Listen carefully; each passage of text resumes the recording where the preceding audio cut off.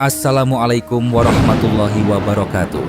Selamat datang kembali di channel Lintas Arwah. Klik subscribe dan aktifkan lonceng notifikasinya supaya kalian tidak ketinggalan kisah-kisah seram berikutnya. Oke, langsung saja kita mulai ceritanya. Rani menjejakkan kaki di tanah desa Arum. Debu halus mengepul di setiap langkahnya. Pukul 2 siang, namun matahari terasa enggan menampakkan diri sepenuhnya. Bersembunyi di balik awan tebal yang menggantung rendah di atas pegunungan. Udara dingin menyergap, menusuk tulang. Desa ini tersembunyi, seolah sengaja menjauhkan diri dari peradaban. Persis seperti yang kakek tulis dalam buku hariannya yang sudah usang. Semoga di sini aku menemukan jawabannya. Jawabanku tentang memori masa kecil yang hilang itu.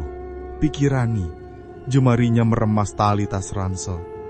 Sebuah suara menyapa, ramah namun terdengar terlalu lantang di antara keheningan. "Mbak Rani, selamat datang. Sudah ditunggu sama Bapak Sumi." Seorang pria parubaya, Pak Karta, berdiri di depannya. Senyumnya lebar, menampakkan deretan gigi putih yang bersih. Namun, ada sesuatu di tatapan matanya yang membuat Rani merasa tidak nyaman. Seperti mata itu melihat lebih dari yang seharusnya. Halo Pak," jawab Rani berusaha membalas senyum. "Iya, saya Rani. Bapak Karta kan?" "Betul sekali Mbak," sahut Pak Karta, anggukan kepalanya sedikit berlebihan. "Mari, biar saya antar. Sekalian saya tunjukkan jalan. Jarang sekali ada tamu dari kota seperti Mbak ini." Mereka berjalan menyusuri jalan setapak yang terbuat dari bebatuan kecil dan tanah. Sisi kiri kanan ditumbuhi pohon-pohon tinggi yang menjulang. Daun-daunnya rimbun, menciptakan kanopi alami yang membuat desa terasa teduh. Rani melihat beberapa penduduk yang tengah beraktivitas. Seorang wanita menyapu halaman rumahnya. Seorang pria tua duduk di bangkok kayu sambil memandangi sawah. Semua tampak damai, terlalu damai. Tidak ada hiruk-pikuk, tidak ada suara bising mesin, hanya dengung serangga dan desir angin. "Desanya asri sekali ya Pak Karta?" Rani mencoba memulai percakapan. Penduduknya juga terlihat tenang sekali. Pak Karta tertawa kecil. "Hahaha, begitulah Mbak. Kami di sini hidup sederhana, rukun, dan menjunjung tinggi tradisi. Tidak ada yang perlu dikhawatirkan di sini. Semua berjalan sebagaimana mestinya." Nada suaranya terdengar meyakinkan, namun ada nada datar yang membuat Rani merasa janggal. Saat mereka melewati sebuah rumah kayu tua, Rani melihat sebuah ukiran pada kusen pintu. Bentuknya seperti jam pasir terbalik, dengan bagian atas dan bawah yang sama. Seolah tak ada awal dan akhir. Jantung Rani berdebar. Simbol itu, ia pernah melihatnya dalam mimpi. Sebuah mimpi berulang yang selalu diiringi rasa cemas tak berdasar. Mereka tiba di rumah Bapak dan Ibu Sumi. Rumahnya sederhana namun bersih, dengan halaman kecil yang ditanami bunga-bunga. Ibu Sumi menyambut Rani dengan senyum hangat, seolah ia adalah anak sendiri. "Ayo, Mbak Rani, masuk. Pasti lelah sekali setelah perjalanan panjang." Rani merasa sedikit lega. Kehangatan Ibu Sumi sedikit meredakan kecemasan yang perlahan menyelimutinya. Ia diantar ke sebuah kamar kecil di bagian belakang rumah. Kamar itu bersih, rapi, dan ada jendela yang menghadap ke kebun. Di dinding, persis di atas ranjang kayu, ia kembali melihat ukiran simbol jam pasir terbalik. Kali ini ia menyentuhnya. Permukaannya dingin dan sedikit kasar. "Ibu, ini simbol apa ya?" tanya Rani saat Ibu Sumi masuk membawa wedang jahe hangat.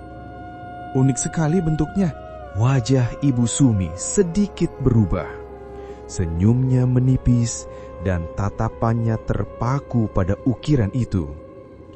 "Oh, itu cuma hiasan, Mbak.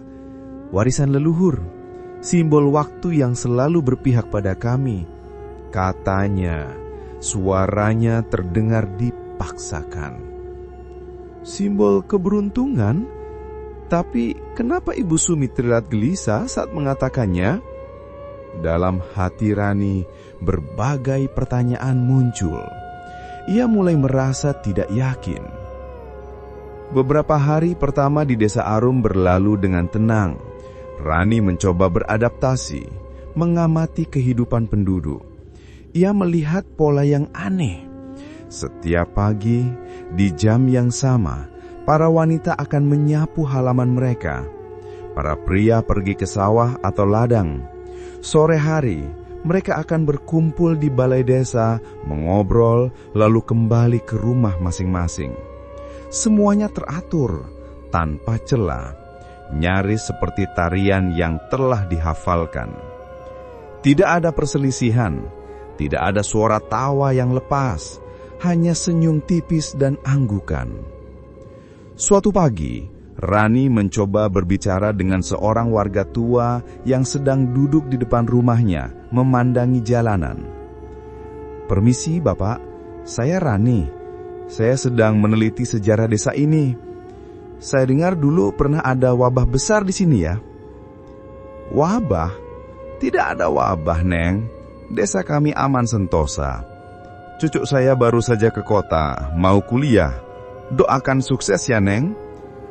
Rani menatap bingung. Dia bilang cucunya baru berangkat kemarin, tapi dia bilang persis sama seminggu lalu saat aku datang ke sini. Ini bukan pertama kalinya ia mendengar cerita itu. Setiap kali ia bertemu warga tua itu, ia akan mengatakan hal yang sama. Apa dia memang pikun atau ada yang salah denganku? Keraguan itu semakin dalam. Rani mulai mencatat setiap keanehan. Jam dinding di rumah Bapak Sumi selalu mati tepat pukul 12 malam. Dan keesokan paginya, jam itu akan berjalan kembali seperti biasa. Barang-barang pribadinya seringkali berubah posisi. Sebuah buku yang ia tinggalkan di meja, keesokan harinya sudah rapi di rak. Celana kotornya yang ia yakin sudah ia letakkan di keranjang cucian, tiba-tiba sudah terlipat rapi di atas koper. Aku tidak mungkin selelap itu sampai lupa menata barangku sendiri kan? Rani mencoba mencari informasi lebih dalam dari buku harian kakeknya. Ada petunjuk samar tentang sebuah sekte kuno dan penjaga waktu. Namun, tulisannya terputus, seolah kakeknya juga berhenti mencatat di tengah jalan. Sebuah gambar sketsa kuil kuno dengan simbol jam pasir terbalik mendominasi halaman terakhir buku itu. Malam itu, Rani memutuskan untuk berjalan-jalan sendiri di desa. Suasana desa sangat sepi, hanya ada suara jangkrik dan angin yang berdesir. Ia mendengar sayup-sayup lagu aneh dari arah balai desa. Sebuah melodi monoton yang terus berulang, tanpa lirik, hanya gumaman suara yang terasa asing. Saat ia mendekat, suara itu berhenti. Penduduk yang tadi berkumpul kini sudah membubarkan diri. Ia melihat bayangan Pak Karta berdiri di depan balai desa, memandangi jalanan kosong. Ketika Rani mendekat, Pak Karta tersenyum. "Mbak Rani, belum tidur? Hati-hati malam hari. Angin malam tidak baik untuk kesehatan." Rani merasa bulu kuduknya berdiri. Dia melihatku, tapi kenapa aku merasa dia tahu lebih dari yang dia tunjukkan? Ia kembali ke kamar dengan pikiran berkecamuk. Di dalam hatinya, ia tahu ada sesuatu yang sangat tidak beres dengan desa ini. Sesuatu yang tersembunyi di balik ketenangan yang sempurna itu. Ia harus mencari tahu, dan ia harus melakukannya sebelum ketenangan itu menelannya, seperti yang mungkin telah menelan kakeknya, atau bahkan dirinya sendiri di masa lalu. Purnama pertama di Desa Arum tiba, menyelimuti desa dengan cahaya rembulan yang keperakan. Rani tidur tidak nyenyak. Malam itu, ia mengalami mimpi yang sangat nyata. Ia berada di kuil kuno yang ia lihat dalam sketsa buku harian kakeknya. Bangunan batu yang diselimuti lumut, di tengahnya terdapat sebuah lingkaran batu besar dengan patung jam pasir terbalik yang berdenyut. Aroma bunga melati yang terlalu kuat menusuk indera penciumannya. Dalam mimpinya, ia melihat para penduduk desa, termasuk bapak dan ibu Sumi, berbaris rapi. Mata mereka kosong, wajah mereka tanpa ekspresi. Sebuah bayangan gelap, tinggi, dan ramping melayang di atas patung jam pasir. Bayangan itu tidak memiliki wujud yang jelas, hanya siluet pekat yang memancarkan aura dingin. Bayangan itu memandu mereka, dan penduduk desa mulai menyanyikan melodi yang sama dengan yang Rani dengar dari balai desa. Melodi yang terasa kuno dan asing. Rani terbangun dengan nafas memburu, jantungnya berdegup kencang. Jam tangannya mati tepat di pukul 12 malam. Lagi, ia mencoba menenangkan diri. Hanya mimpi, hanya mimpi. Namun aroma melati yang kuat masih melekat di udara kamarnya. Keesokan harinya, kejadian-kejadian aneh semakin intens. Sebuah buku sejarah yang baru saja ia baca tentang peradaban kuno yang memuja waktu, ia letakkan di samping tempat tidur. Ketika ia kembali dari sarapan, buku itu sudah berada di dalam tasnya, persis di posisi yang sama dengan saat ia pertama kali membawanya ke desa. Aku yakin sekali aku tidak memasukkannya ke tas. Ini sudah keterlaluan. Rani mulai merasa paranoid. Ia memeriksa semua barangnya, bahkan menempelkan selotip kecil pada benda-benda tertentu untuk melihat apakah ada pergerakan. Hasilnya, selotip itu putus, barangnya berpindah. Ia menulis catatan di secari kertas, apa yang terjadi denganku, dan menyembunyikannya di bawah bantal. Besok paginya, kertas itu menghilang. Ia mencoba menceritakan keanehan ini pada Ibu Sumi. Ibu, saya merasa ada yang janggal, barang-barang saya sering berpindah tempat. Saya juga merasa seperti mengulang beberapa kejadian. Ibu Sumi hanya tersenyum tipis. Mungkin Mbak Rani cuma kecapean. Desa ini memang tenang. Mungkin Mbak butuh istirahat. Nanti sore ada acara ngumpul-ngumpul di balai desa. Mbak bisa ikut biar tidak terlalu banyak pikiran. Rani menatap Ibu Sumi. Senyum itu terasa hampa, seperti topeng. Mereka semua tahu, atau mereka hanya tidak sadar. Rani berjalan-jalan ke sekitar desa. Pikirannya gelisah. Ia bertemu dengan Sari, seorang gadis muda seumuran dengannya, yang ia lihat sering menyulam di depan rumahnya. Sari biasanya ramah, tapi hari ini ia terlihat lesu. Sari, kenapa sih? Tanya Rani. Sari mengangkat kepalanya, matanya tampak sedikit sembab. Kakak saya, semalam dia pergi ke kota lagi, mau cari kerja. Saya khawatir, Mbak. Rani merasa seperti sudah pernah alami ini sebelumnya. Kakakmu pergi lagi? Tapi bukankah dia baru pergi 2 hari yang lalu? Sari mengerutkan kening. Mbak Rani ini aneh-aneh saja. Kakak saya baru pergi semalam. Jangan sembarang bicara, Mbak. Ini gila. Aku ingat dengan jelas Sari bercerita tentang kakaknya pergi ke kota 2 hari lalu. Apakah aku yang salah ingat atau mereka yang mengulang? Rasa dingin merayapi punggung Rani. Ketakutan akan kewarasannya sendiri mulai muncul. Malam itu, Rani memutuskan untuk mencari tahu kebenarannya. Ia teringat kakeknya pernah menulis tentang ruang rahasia di rumah-rumah tua, tempat orang-orang menyimpan catatan kenangan mereka. Ia mulai mencari di rumah Bapak dan Ibu Sumi. Di bawah ranjang lamanya, ia menemukan sebuah kotak kayu. Ketika ia membukanya, ia menemukan tumpukan buku harian tua. Ia mengambil satu buku harian. Di halaman pertama tertulis nama Nina. Jantung Rani serasa berhenti berdetak. Nina adalah kakak perempuannya yang hilang bertahun-tahun lalu setelah kecelakaan yang membuat Rani kehilangan ingatannya. Ia membalik halaman. Hari ini bulan purnama, mereka datang lagi. Mereka meminta ingatan. Aku tidak mau melupakan anakku. Tanggal ini, 15 November, terulang terus-menerus. Ia membaca, tangannya gemetar. Halaman berikutnya. Aku melihatnya. Bayangan itu, ia menghapus ingatanku sedikit demi sedikit. Tapi aku masih ingat namaku, Nina.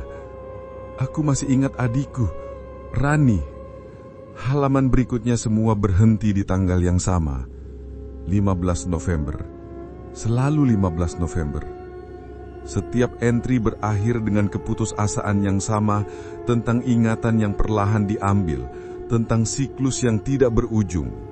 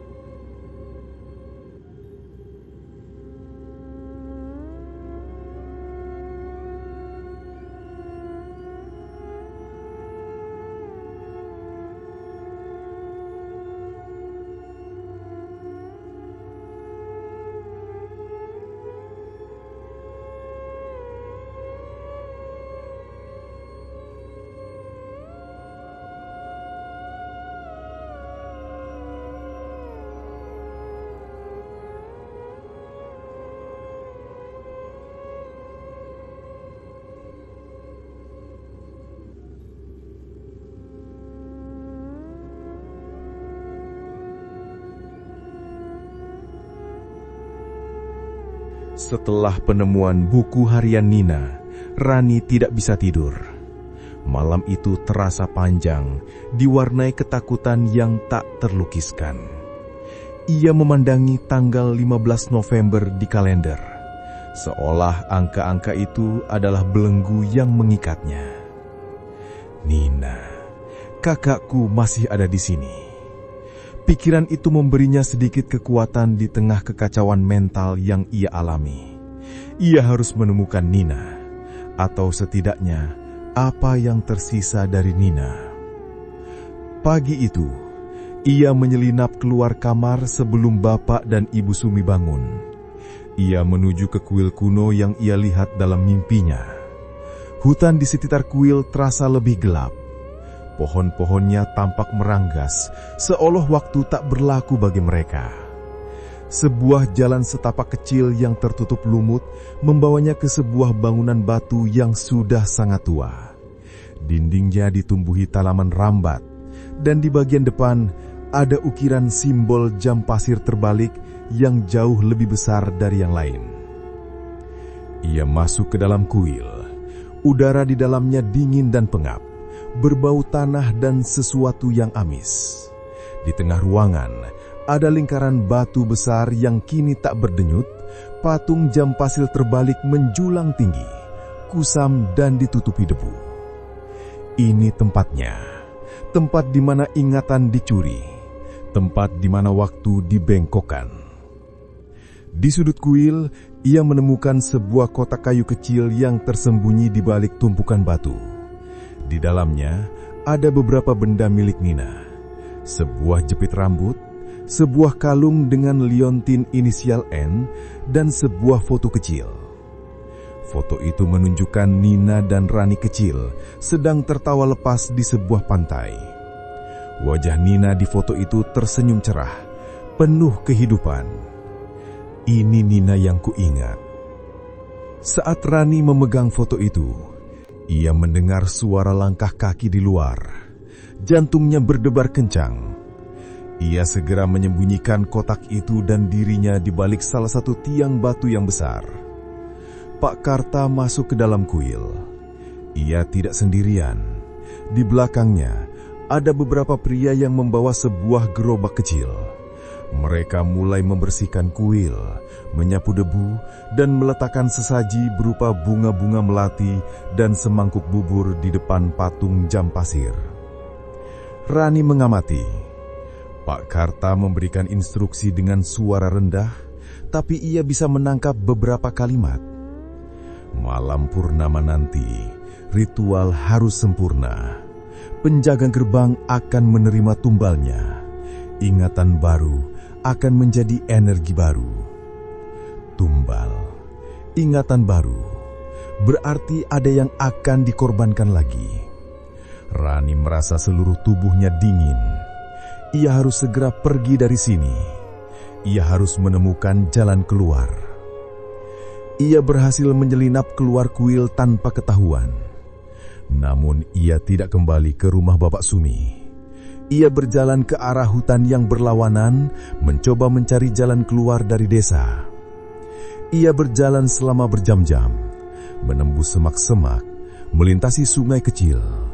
Namun setiap kali ia merasa menemukan jalan keluar, ia akan kembali ke titik yang sama, ke jalan setapak yang ia lewati tadi pagi. Akhirnya, ia sampai di sebuah titik di mana kabut tebal menjulang seperti tembok. Kabut itu tidak seperti kabut biasa. Ia terasa dingin dan padat, seolah tidak bisa ditembus. Rani mencoba melangkah maju, namun ia merasa seperti menabrak dinding tak kasat mata. "Mau kemana, Mbak Rani?" Suara Pak Karta terdengar dari belakangnya. Rani menoleh. Pak Karta berdiri di sana, beberapa penduduk desa di belakangnya. Wajah mereka kosong, namun tatapan Pak Karta kini penuh dengan ancaman yang jelas. "Minggir, Pak. Saya tahu rahasia kalian. Kalian sekte gila yang menumbalkan ingatan orang untuk memutar balik waktu," seru Rani. Suaranya gemetar tapi penuh kemarahan. "Kami tidak gila, Mbak. Kami hanya ingin hidup abadi. Kami mencegah wabah, kelaparan dan kematian. Kami menjaga kesempurnaan desa ini. Dan untuk itu, kami butuh tumbal." Ia menunjuk ke arah kabut. "Tidak ada jalan keluar, Mbak. Kabut ini adalah penjaga desa kami. Tidak ada yang bisa pergi tanpa izin dari penjaga gerbang." Rani merasa putus asa. Ia terjebak. "Tumbal, kakak saya, Nina, apa yang kalian lakukan padanya?" Wajah Pak Karta menjadi dingin. "Nina, dia sudah berkorban untuk kami 2 tahun lalu. Ingatannya indah sekali, membuat desa kami damai untuk waktu yang lama. Dan sekarang giliranmu, Rani. Ingatanmu yang kaya, penuh dengan pengetahuan sejarah, akan menjadi hadiah yang luar biasa bagi penjaga gerbang." "Nina, kakek, jadi kalian yang mencuri lali kehidupan mereka?" bentak Rani.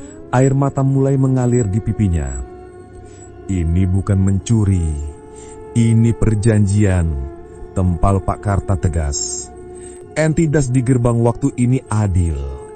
Dia kasih kita keabadian. Kita hanya kasih dia ingatan dan nyawa. Simple. Kau akan menjadi bagian dari kesempurnaan ini, Rani. Selamanya." Malam purnama berikutnya, Rani dibawa ke kuil kuno. Ia melihat Nina berdiri di antara penduduk desa, mata kosong, wajah pucat. Ia tersenyum pada Rani, tapi senyum itu hampa, tanpa jiwa. Dia sudah tidak mengenalku. Ingatannya benar-benar telah tiada. Kau harus memilih, Rani. Menyerahkan ingatanmu dan hidup dalam keabadian desa yang semu ini, tanpa penderitaan, tanpa kehilangan, atau melawan dan melihat semua yang kau tahu hancur. Rani menatap Nina, lalu ke patung jam pasir yang kini berdenyut kencang, memancarkan cahaya keunguan yang menakutkan.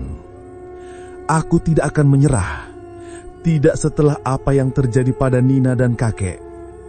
Ia harus menemukan celah, ia harus menghentikan siklus ini, ia harus menghancurkan penjaga gerbang waktu, atau setidaknya membebaskan desa dari cengkeramannya. Di kuil kuno, cahaya bulan purnama menembus celah atap, jatuh tepat di patung jam pasir terbalik yang kini berdenyut dengan intensitas yang mengerikan.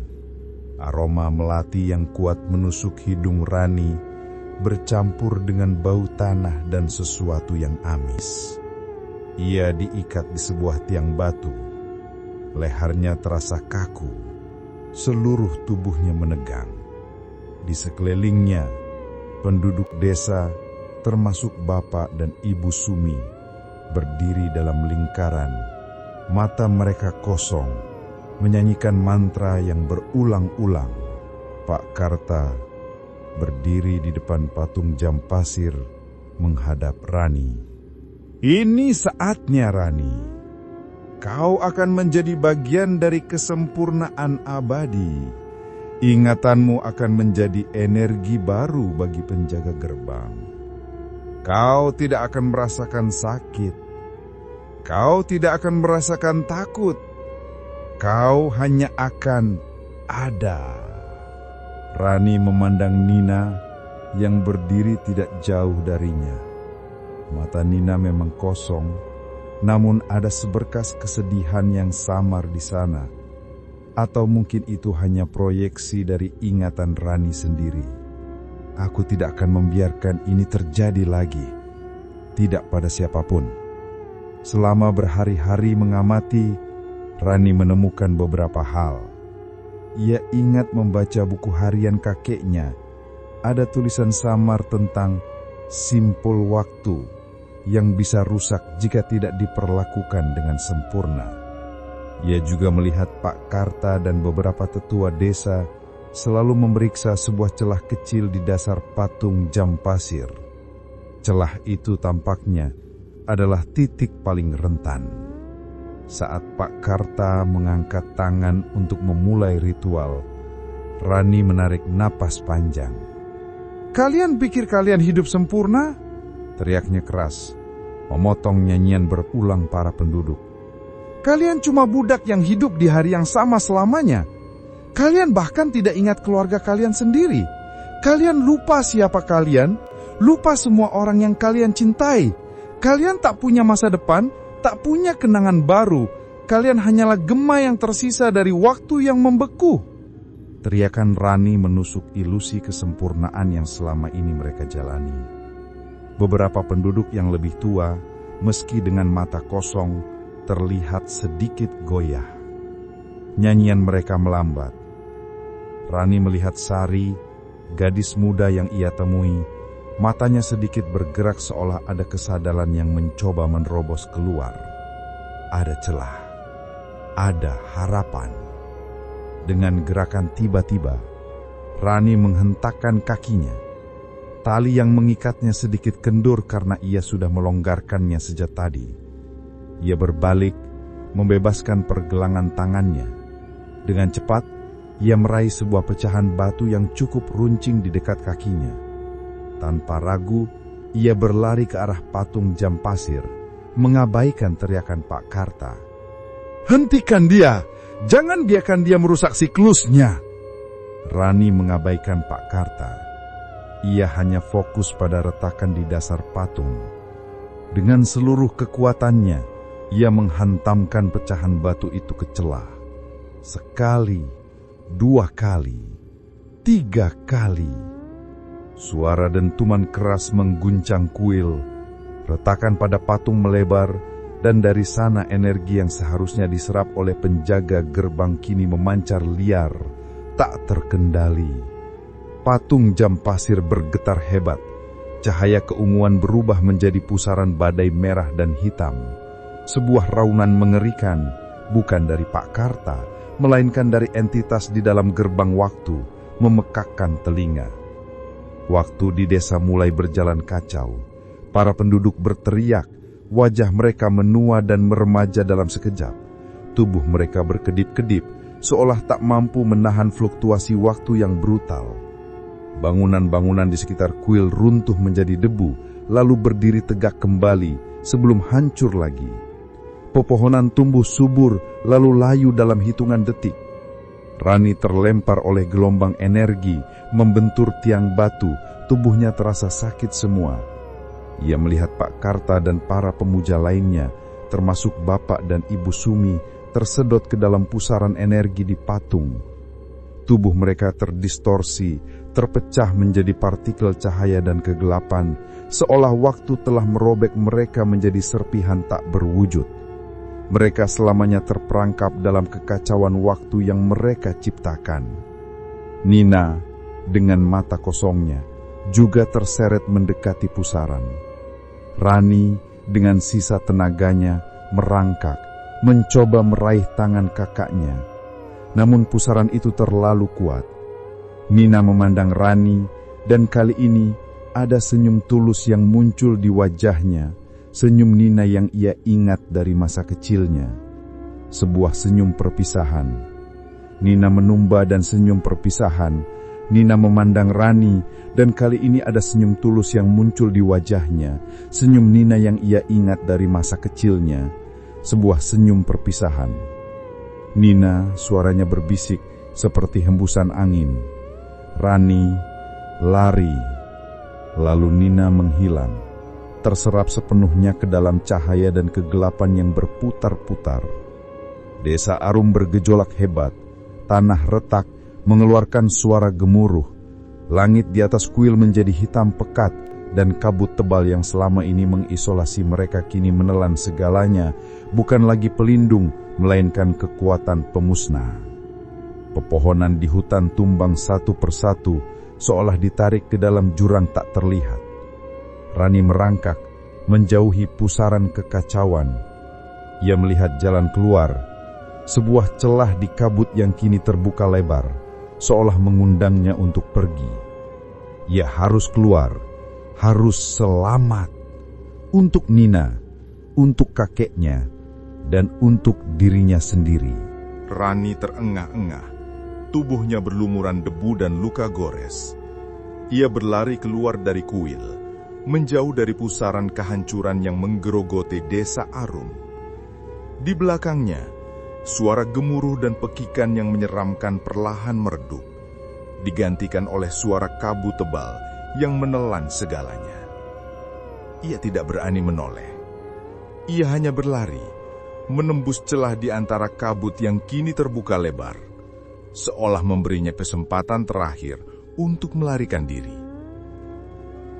Ia terus berlari, napasnya tersengal, paru-parunya terasa terbakar. Tidak ada lagi jalan setapak, tidak ada lagi pohon-pohon yang ia kenali. Hanya ada kegelapan yang semakin pekat, dan udara yang terasa seperti es. Akhirnya, ia ambruk di sebuah semak belukar. Tubuhnya bergetar hebat. Ia mendengar suara klakson dari kejauhan. Sebuah suara peradaban. Beberapa jam kemudian, ia ditemukan oleh seorang supir truk yang lewat. Supir itu terkejut melihat seorang gadis muda, kotor dan penuh luka, berjalan sendirian di pinggir jalan yang sepi. Ia menawarkan tumpangan ke kota terdekat, dan Rani hanya bisa mengangguk lemah. 2 minggu berlalu. Rani kini berada di kota. Di apartemen kecilnya yang dulu terasa familiar, kini terasa asing. Tubuhnya perlahan pulih dari luka-luka fisik, namun luka mentalnya jauh lebih dalam. Ia tidak bisa tidur. Setiap kali memejamkan mata, Ia melihat bayangan pusaran waktu, wajah-wajah penduduk desa yang terdistorsi, dan senyum perpisahan Nina. Ia duduk di tepi jendela, memandangi hiruk-pikuk kota. Suara klakson mobil, orang-orang yang tergesa-gesa, semuanya terasa nyata, namun juga terasa rapuh. Ia meraih buku harian kakeknya. Di halaman terakhir yang tadinya terputus, ia kini menemukan tulisan tangan kakeknya yang berbunyi, "Beberapa hal lebih baik dilupakan. Beberapa kebenaran terlalu pahit untuk diingat. Tapi kebenaran harus selalu menang atas ilusi." Rani menutup buku itu. Ia kini ingat segalanya. Kenangan masa kecilnya yang hilang bukan karena kecelakaan biasa, melainkan karena ia dan Nina pernah terperangkap dalam siklus waktu desa Arum. Ia mengingat bagaimana kakeknya, seorang sejarawan yang juga terobsesi dengan mitos kuno, mencoba membongkar rahasia desa itu dan akhirnya menjadi korban. Ia mengingat Nina, kakaknya yang ceria yang terpaksa dikorbankan untuk memperpanjang hari sempurna itu. Dan ia mengingat dirinya sendiri, seorang anak kecil yang traumanya ditekan, ingatannya dihapus, hingga ia kembali lagi secara tidak sadar untuk mengulang takdir. Rasa sakit itu luar biasa, seperti sebuah lubang di hatinya. Tapi di tengah rasa sakit itu, ada juga kekuatan yang tumbuh. Ia telah menghadapi kengerian yang tak terbayangkan, melawan sebuah entitas kosmik, dan berhasil lolos. Ia adalah satu-satunya saksi yang tersisa dari desa Arum dan penjaga gerbang waktu. Ia melangkah ke kamar mandi, menyalakan keran air hangat. Sambil membiarkan air mengalir di tubuhnya, ia menatap pantulannya di cermin. Wajahnya terlihat pucat, matanya lelah, tapi ada tekad yang terpancar di sana. Simbol jam pasir terbalik yang dulu menghantuinya, kini tidak lagi ia lihat. Tidak di cermin, tidak di benaknya. Ia telah memutuskan siklusnya. Beberapa hari kemudian, Rani mengunjungi perpustakaan universitas. Ia mulai membaca semua yang ia bisa temukan tentang mitos waktu, peradaban kuno, dan fenomena aneh yang berkaitan dengan dimensi. Ia tidak ingin melupakan. Ia ingin memahami. Ia ingin memastikan bahwa kengerian seperti desa Arum tidak akan terjadi lagi di tempat lain. Ia mengambil secari kertas dan mulai menulis. Bukan buku harian, melainkan sebuah narasi, sebuah peringatan. Ia akan menceritakan kisahnya, kisah tentang desa Arum, tentang penjaga gerbang waktu, tentang bagaimana ilusi kesempurnaan bisa menelan kehidupan, ingatan, dan waktu. Di pagi 2519 itu yang cerah, saat matahari terbit hangat menyinari kamarnya, Rani merasakan beban di pundaknya, namun juga sebuah tujuan baru. Desa Arum mungkin telah lenyap dari peta, dari ingatan manusia pada umumnya, tapi tidak dari ingatannya. Ia adalah penjaga kebenaran, satu-satunya yang tersisa untuk menceritakan kisah yang seharusnya tidak pernah ada itu. Ia telah kembali ke dunia nyata, membawa serta luka dan kebijaksanaan yang mengerikan. Ia telah membebaskan diri dari siklus waktu, dan kali ini ia tahu ia benar-benar bebas. Dan itulah kisah horor malam ini. Percaya atau tidak, semua kembali pada diri kita masing-masing. Sampai jumpa di cerita horor berikutnya. Wassalamualaikum warahmatullahi wabarakatuh.